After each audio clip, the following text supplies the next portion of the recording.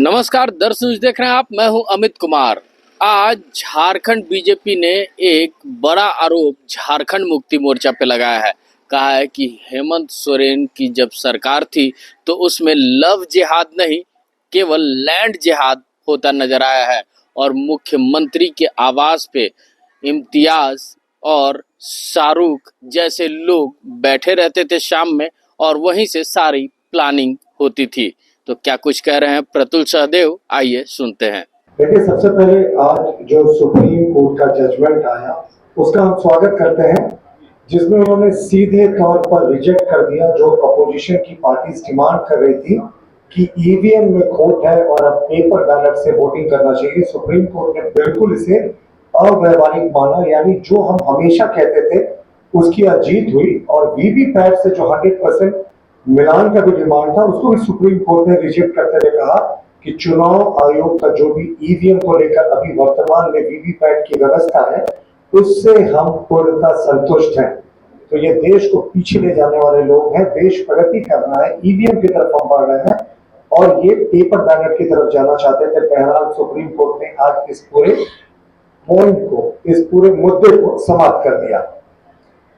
चलिए आज के मूल मुद्दे पे आते हैं। आपको एक तस्वीर दिखाते हैं। आपको भी याद होगी, एक बड़ी सुपर हिट पिक्चर आई थी, गैंग्स ऑफ वासेपुर। अगर आप गौर से देखेंगे तो हमने इसमें वासेपुर काटकर छोटा नागपुर कर दिया है। अब आपको कहानी बताने जा रहे हैं वो छोटा नागपुर के गैंग्स ऑफ छोटा नागपुर की, जो वासेपुर से बिल्कुल प्रेरित है। अभी तक आपने लव जिहाद सुना था हेमंत सोरेन के कार्यकाल में। आज हम आपके लिए एक नया शब्द लेकर आए हैं, लैंड जिहाद, यानी लैंड जिहाद। और वो अगले कुछ मिनटों में हम आपको दिखाएंगे कि किस तरीके से पूर्व मुख्यमंत्री हेमंत सोरेन जी और गैंग्स ऑफ वासेपुर के बीच का जो रिश्ता है, बल्कि हमारा प्रश्न भी होगा ये रिश्ता क्या कहलाता है। और दूसरा कि कैसे हेमंत सोरेन जी के कार्यकाल में लव जिहाद की घटनाएं तो हुई ही, लैंड जिहाद की घटनाएं भी बढ़ चढ़कर हुई। अब पूर्व मुख्यमंत्री हेमंत सोरेन की सबको हम लोग जानते हैं 8.86 एकर्स जो बड़गाई अंचल की जमीन थी उसको कब्जा करने का आरोप लगा। और कब्जा कराने में जो कागजात बन रहे थे उनमें किन किरदारों का नाम सामने आया? इरशाद, अफसर अली, इम्तियाज, सद्दाम, तलहा, फयाज। ये 6 मुख्य किरदार थे जो सारे जमीन के डॉक्यूमेंट्स थे उनके साथ छेड़छाड़ करते थे और हेमंत सोरेन को इस जमीन पर कब्जा दिलाने में मदद कर रहे थे। ये होता है लैंड जिहाद। 8 PM तो सबने सुना है ना। हेमंत सोरेन जी के दरबार में आफ्टर 8 PM क्या होता था, इसकी भी हम जांच की मांग करते हैं। अभी जो एजेंसियां कार्य कर रही हैं उनसे हमारी दरख्वास्त होगी कि जो सुरक्षा पदाधिकारी सीसीटीवी की मॉनिटर करते थे उनको बुलाकर पूछताछ हो कि 8 PM के बाद में पूर्व मुख्यमंत्री हेमंत सोरेन के दरबार में किन लैंड जिहादियों का, किन गैंग्स ऑफ वासेपुर या छोटा नागपुर का है कि लोगों का जमावड़ा लगता था। सारी प्लानिंग वहीं से होती थी। भाई हमारे ये बहुत गंभीर आरोप है सरकार पर। सरकार के पास सारे रिकॉर्ड है, अगर इन्होंने नष्ट नहीं कर दिया है तो सुरक्षा पदाधिकारी थे, अगर नष्ट भी हो गया होगा तो क्या ये सही है कि रात के 8 बजे के बाद इन गैंग्स ऑफ वासेपुर, छोटा नागपुर और इन लैंड जिहादियों को मुख्यमंत्री आवास में बिल्कुल एक्सेस था हेमंत सोरेन के कार्यकाल में? वो कभी भी जा सकते थे, कभी भी आ सकते थे। और देखिए ये लैंड जिहादियों की कहानी यही खत्म नहीं होती। मैं आपको एक और तस्वीर दिखाता हूं। ये तस्वीर आप देखिए, ये भी बहुत डेंजरस तस्वीर है।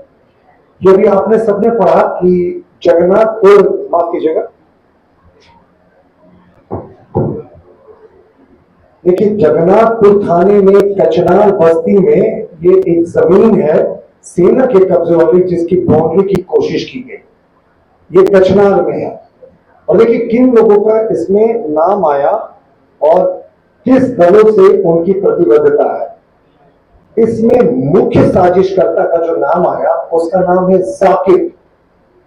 जाकिर किस दल से है ये तो हम अब सरकार से जानना चाहेंगे कि सरकार और झारखंड मुक्ति मोर्चा स्पष्ट करे कि जाकिर और जेएमएम के बीच का रिश्ता क्या कहलाता है। और कौन कौन से लोग थे साहब इसमें जिन पे आरोप भी किया गया सेना की जमीन पे? मुबारक खान, शमीम खान, अतीक, इकबाल, नासिर हुसैन, इकराम, अब्दुल जबर, सलीम, राशिद, मोहम्मद हुसैन, मोहम्मद मंजूर, मोहम्मद। तो अभी आपने सुना क्या कुछ कहते नजर आ रहे थे झारखंड बीजेपी के प्रवक्ता प्रतुल सहदेव। वो सीधा सीधा जेएमएम पे और जो पूर्ववर्ती सरकार हेमंत सोरेन की सरकार थी उस पे आरोप लगाते नजर आ रहे थे। वहीं झारखंड मुक्ति मोर्चा दूसरी तरफ प्रेस कॉन्फ्रेंस करके कह रही है कि प्रतुल सहदेव को पहले अपने घर में ही शब्दों की शालीनता को सीख लेनी चाहिए थी। तो क्या कुछ कह रहे हैं झारखंड मुक्ति मोर्चा के महासचिव, आइए सुनते हैं। पहले लव जिहाद होता था लेकिन अब लैंड जिहाद भी हो रहा है। तो इसका कारण भी उन्होंने बताया है कि इस स्कैम में नाम है इरशाद, अफसर, इम्तियाज अली, सद्दाम, तलहा था, सारे मुबारक वगैरह हो गया। 8.5 एकड़ में बताया जा रहा है वो नाम है जो मुस्लिम समुदाय से है, इसलिए वो लैंड जिहाद। इसमें बड़ी बात यह है कि उन्होंने कहा कि मुख्यमंत्री, पूर्व मुख्यमंत्री सीएम के आवास पर से ये चलता था सर। रात 8 बजे के बाद जो है वहाँ पर बैठकी लगती और सीसीटीवी कैमरा को बंद कर दिया जाता था। देखिए, आपको बोलना नहीं चाहिए। उन्होंने गैंग ऑफ छोटा नागपुर का नाम दिया। नवासे पड़ता है।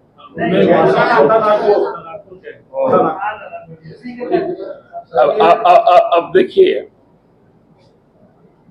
बड़ा मुश्किल है इन लोगों के साथ बात करना। हम तो कह रहे इन लोग का मुंह से कभी भी निकलेगा तो अल्पसंख्यक विरोधी ही नाम निकलेगा।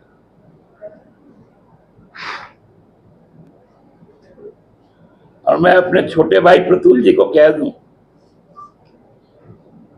कि आपके पूज्य पिताजी जो अब नहीं है, उन्होंने शायद आपको कभी नहीं सिखाया होगा, क्योंकि वो माननीय उच्च न्यायालय के विचारपति रहे हैं। उन्होंने अपने फैसले अपने जीवन काल में कभी भी धर्म को लेकर नहीं किया होगा। तो कम से कम एक श्रद्धांजलि उनको देने के लिए शब्दों के चयन में थोड़ा संयम बरतें। सर, ये सरफराज अहमद जी के तो अभी आपने सुना झारखंड प्रदेश प्रवक्ता बीजेपी के प्रतुल सहदेव क्या कुछ कहते नजर आ रहे थे। और वहीं देखा आपने कि झारखंड मुक्ति मोर्चा के महासचिव भी क्या कुछ कहते नजर आ रहे थे। दोनों एक दूसरे पर केवल शब्दों के बयान से एक दूसरे पर वार पलटवार करते नजर आ रहे थे। वैसे लोकसभा चुनाव जारी है और ऐसे में सारी पार्टियां शब्दों के ही वार से एक दूसरे पर पलटवार करते नजर आ रही हैं। ऐसे ही तमाम खबरों के साथ जुड़े रहने के लिए हमारे चैनल को लाइक एंड सब्सक्राइब जरूर करें। अमित कुमार, दर्श न्यूज, रांची।